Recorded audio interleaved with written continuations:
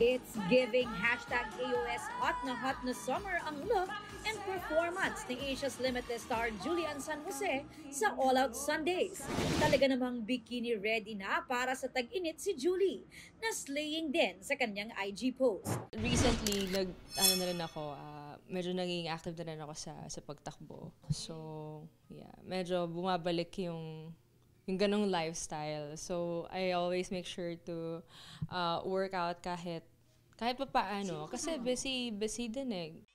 Mas confident din ngayon ang co-star niya sa Slay na si Mikey Quintos after losing weight.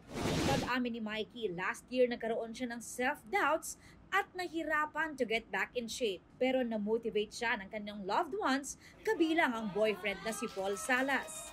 Minsan, yung tingin lang natin sa sarili natin yung naghihinder sa atin para maabot natin yung mga dapat para sa atin.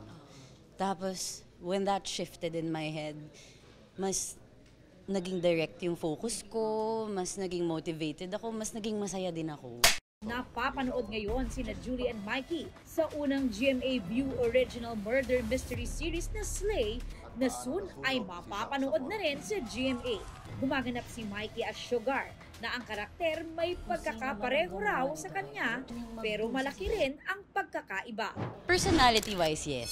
Very Mikey. Pero yung mahuguting, hindi ako matanim ng galit as Mikey. Si Julie naman si Liv, na marami raw mabibigat na eksena.